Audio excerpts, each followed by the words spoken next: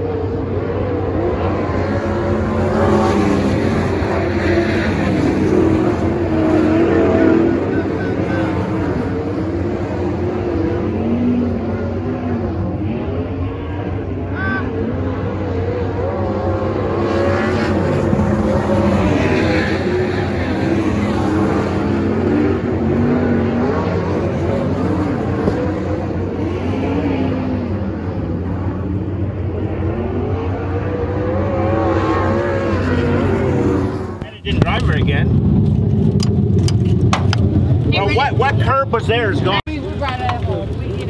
Check that out. That's all mud in there, boys, from when we hopped the curb. Right there. Yeah, the curb's right here on it. The curb's gone. Unbelievable. Good heat race for us. Started second row outside fourth. My initial start was awesome. I actually got right into second and was gonna have a good shot at winning the heat race, but they called it back. Then we ended up starting second row outside still. They didn't put anyone or move anyone around, and didn't get a great start because the outside car got a little bit of a better jump and I kind of just fell into place. And then after that, you know, just made some really, really good laps, got through 3 and 4 real well, and then ended up getting into second and passing for the lead. And then on the last lap, I saw the inside car who was right underneath me, and it kind of just made me bobble a little bit in 1 and 2. Got over the curb, biked up, and fortunate enough, did no damage really to the race car. Just got my right rear into the wall a little bit. Lucky my car's still in one piece. That was almost a bad mistake. I was just a little tight down in 1 and 2 because I wanted to be tighter so I could get through 3 and 4. Sometimes when racetracks are like this, you just got to kind of pick your poison and where you want to be fast. So we lost 1 spot because I got over the curb, but not too bad. Like I said, we should still be in a good spot, and I believe we'll be in the top 8 for tonight's redraw. Here is an awesome up-close shot of turns 1 and 2 at the Electric City Speedway. This is the curb that almost ended my night. Track is really gnarly down here on this end, but it's super fun. Wide, like I talked about at the beginning, real slick, and 2 different ends, so super technical. We have the redraw up next, and that'll determine where we start in tonight's top 8 for the A main event. Well, luck has really been on our side lately with these pill draws.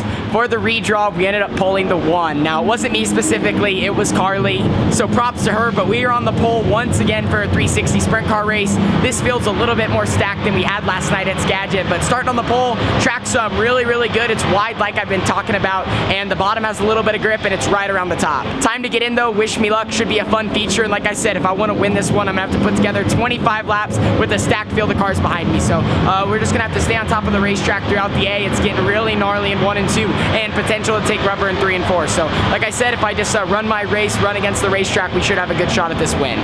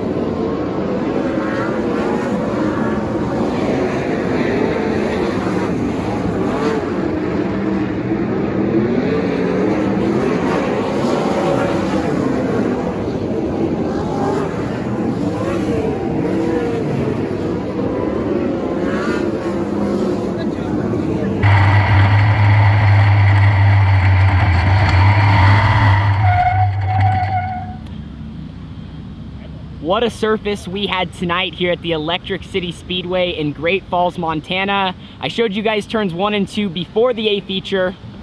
And that's a solid look at it after the A main event. We started on the front row there, backed up a little bit, had some good starts, had some bad starts, had some good laps, had some inconsistent laps, and it's all part of racing. And ended up coming home 4th inside the top 5. But like I said, this racetrack was absolutely phenomenal. You had 2 different driving styles to kind of get around it. On the bottom, you really had to shut it down and just try not to spin the tires. And if you're running the top, you had to run it in there hard and get it right up against this cushion kind of that we had, and it even gets even thinner right up on the fence towards corner exit. On the bottom though, you really, like I said, had to shut it down right around the tires.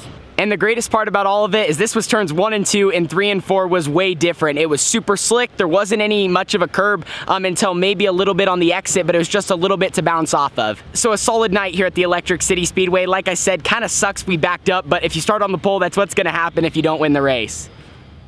Well, night number 2 of our mini speed week here between Washington and Montana is completed here at the Electric City Speedway in Great Falls. And like I mentioned out on the racetrack, you know, even though we did back up tonight, because anytime you start on the pole and don't win the race, you almost kind of feel bad about it because you look at the results and you technically went backwards, but I still consider tonight very successful coming home 4th. There's a lot of things in the A main event that we did really well. I'm not used to running against a curb kind of like what we had. Very treacherous. You had to be careful to run right on it. And, you know, that was the fastest way it seemed like, but you almost just had to flirt with it. You had to have your right rear on it, but keep your tires spinning to keep the car turned, and if you didn't, it might potentially toss the front end or get you tight. This track though was something else. It's my favorite style of racing, wide and slick. Multiple different lanes, multiple different ways to run the racetrack, and every driver can kind of decide how they want to do it and what their game plan is. So we're halfway done with these 4 races. We got a win last night in Skagit. We ran 4th tonight, and we're just hoping to get better and better. The 2 main things I need to work on, being a little bit more aggressive and just work on putting some more consistent laps together. I feel like we did both of those tonight. We kind of touched on them, but there's still room for improvement. So I'm super excited. Once again, just want to thank everyone on my race car, On-Site Screeners, Swindell Speed Lab, Durango RV, Ferguson Waterworks, Knife River,